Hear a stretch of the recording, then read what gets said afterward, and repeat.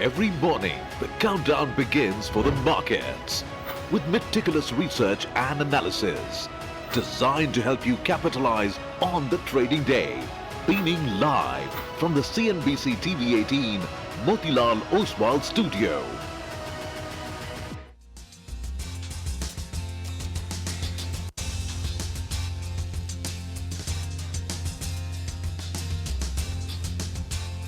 Good morning. You're with us here on a fresh new edition of Bazaar Morning Call. We are coming to you live from the CNBC TV 18 Motilal Oswal studios. I'm Prashant Budhvi, my colleague Reema here in the studio, and Nigel is joining us from the National Stock Exchange studios. Nigel, good morning. Reema, good morning. Hi, good morning. Arguably one of the most action-packed, news-heavy week, Monday to begin. So I don't know what you're going to start with, Prashant. Is it going to be about this 10% Trump threat on 8 European countries on the back of Greenland? Or is it going to be on the back of Reliance, ICICI, HDFC Bank? So much happening. Nigel? And it's a busy one at NSE, Nigel, right? With the listing of the Coal India subsidiary. Well, that's right. BCCL's listing is, will be there with us in the next 2 hours or so. So that's why I'm here, expecting a blockbuster listing. It should be one.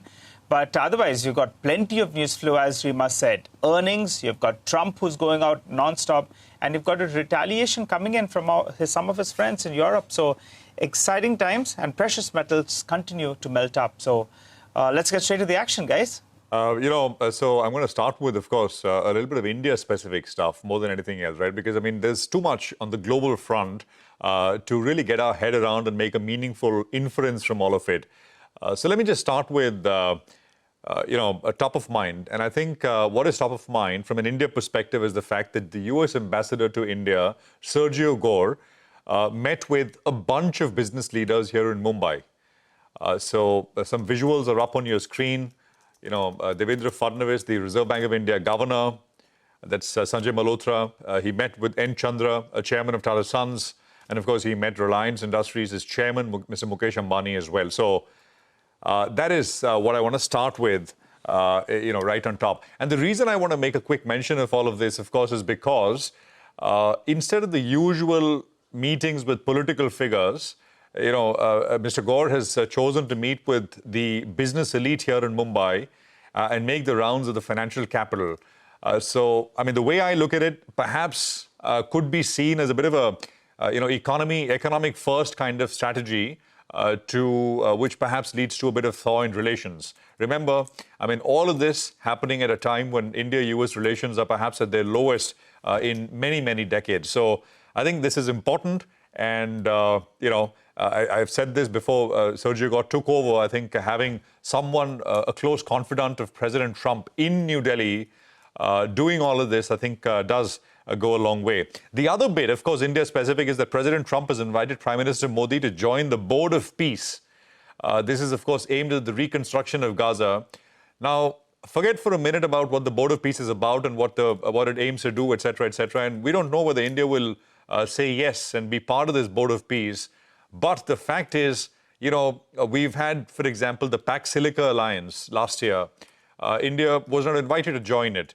You've had, again, strained relations with 50% tariffs, etc. So you've got President Trump inviting India to join the Board of Peace. By the way, reports say that there's a $1 billion commitment, financial commitment, a payment which has to be made to be a sort of, a permanent member of this Board of Peace. As I said, we don't know whether India will, because then we'll have to get into what India's stated sort of stance has been with regards to Israel, Gaza, two-state and all of that. So forget all of that. It's basically what I'm looking at is the indication of something like this. The other bit, which I think is still important for a heavily hit country, tariff-hit country like India, is the next ruling date. I think it's a bit of a waiting game, but I think it still is important. 2 times now, the decision has not come, the actual ruling has not come.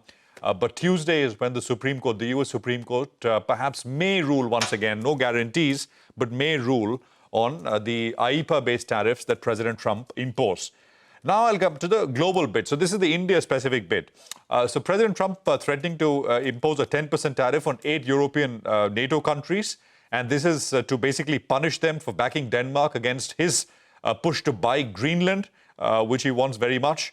So tariffs start at 10% on the 1st of February, and they go up to 25% for the, by the 1st of June. And he said, well, these tariffs will stay on till the US has signed a deal to purchase Greenland. EU leaders holding an emergency meeting in the coming days. Will there be retaliatory tariffs? Will there be other measures which the European Union, etc., will take? We don't know. Treasury Secretary Besant made some very blunt remarks. He said Europe was too weak to guarantee Greenland security. Actually, he went on to say that Europe was too weak to guarantee its own security. We'll hear from President Trump himself. He's at the World Economic Forum, leading one of the largest delegations, U.S. delegations to Davos. But that's only on Wednesday. So I think before that there will be a flurry of meetings, etc., on this issue of tariffs on European countries. Just one last bit, right? So on Friday, the US 10-year yield went up 6 basis points. So this is a sharp one, and we got to about 4.23, 4.22, 4.23 is the 200-day moving average on this one. And the reason is that President Trump said that he wants to keep Kevin Hassett as the director of the White House National Economic Council. Mark, he's the closest, the biggest loyalist to President Trump. And now that he's not going to be the Fed chair, markets basically dialed back their expectations of the quantum of rate cuts this year. Kevin Warsh, the other Kevin, as President Trump calls him, is now seen as a clear favorite for the Fed chair position. Later tonight, U.S. cash markets are shut for Martin Luther King holiday. Futures open, but only for a short while. And just to time the levels here in India, not very much has changed. We got a bit of excitement on Friday with the market rallying and then, of course, ending sharply off the highs. This is, the weekly Friday to Friday performance of India and the MSCI Asia ex-Japan market. You can see starkly what's going on. Nifty flat, the MSCI Asia ex-Japan markets up 2% is what you had. But there was enough, right? And we made this point on Friday as we wrapped up. When you look back and did the accounting, it didn't feel so bad. And I think it's because of sectors like PSU banks, 5% last week, metals 5%. On the other side, pharma and real estate were down about 2% apiece. Levels, the numbers change because they're moving averages, but the basic structure does not.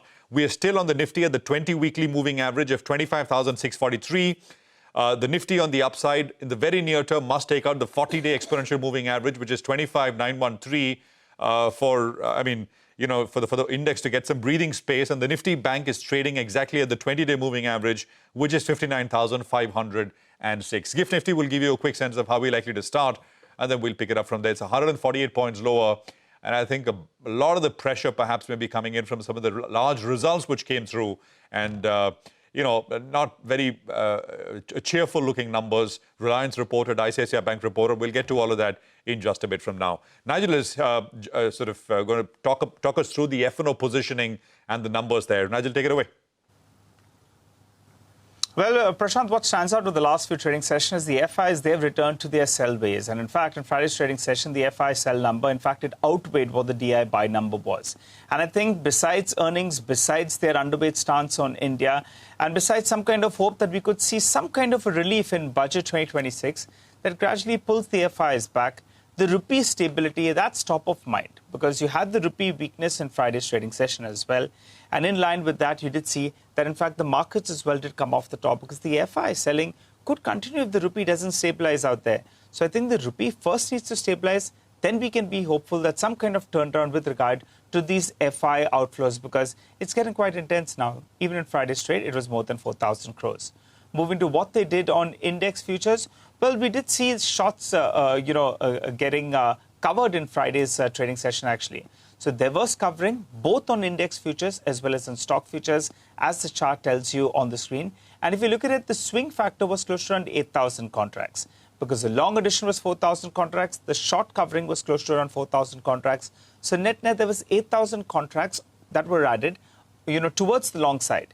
Remember, for 6 straight trading sessions, the FIs continued to add net short positions on index futures. So this was after the first time that we saw some signs of short covering. The long positioning, though, it's at the lower end of the range at just around 9%, with the shorts heavily stacked in the system at around 91%. What about index options? Well, they wrote calls aggressively. Close to around 4 calls were written for every 1 put, telling you that the writers, they believe that the upper levels are definitely going to get protected. And that's why the PCR, it's been in that vicinity the last 10 trading sessions, We have seen it make a low of around 0.6 and make a high of around 1.5. Now it's holding at around 0.76 odd because the call writing was quite aggressive. So the 25,900 call, the open interest was more than 50% higher. While on the downside, the 25,500 put gives you some kind of hope that there will be some fight at lower levels. So what are you looking at? The GIFT Nifty is suggesting that we pull back 150 points or thereabouts. You'll not want the recent low of around 25,473 to get broken on the downside. That's the crucial mark. The bulls will fancy the chances that maybe we could see some kind of a fight back from that vicinity of around 25,500, 25,550. On the upside, though, you have the 20-day MA, you have the 50-day MA, and the options data suggesting that the 25,900, 26,000 odd mark becomes a key resistance mark. So we are in this band of around 500 to around 550 points. The Nifty Bank will have to do the heavy lifting. We've got a couple of big earnings reactions that come in there. ICICI Bank stop loss getting extension, that will be read positively. But the 20 and the 50 DMA, that's where we are at. You don't want that 59,000 mark to get broken on the downside. The stock to track in terms of decent numbers and maybe a better outlook could be JK Cement. Stock's corrected 15 to around 20% from the recent peak. Numbers look pretty okay on the volume front. And as we have been saying, volumes are picking up, pricing is picking up, and input cost has remained subdued. So I'll keep an eye out on that earnings reaction besides the other large names. Of that, Nigel, thank you very much for this setup. By the way, just pull up the European futures and the Dow futures. European futures are down between 0.5% to 1%. So they are still to react to Trump's threat of 10% tariffs, which could go up to 25% on Greenland. And even Dow futures are down close to about 350 points. It's pretty much red across the Asian market screen as well. The Japanese market's down 1%, Hang Seng's down close to about 0.5%. And we spoke about the GIFT Nifty, 150 points lower on that.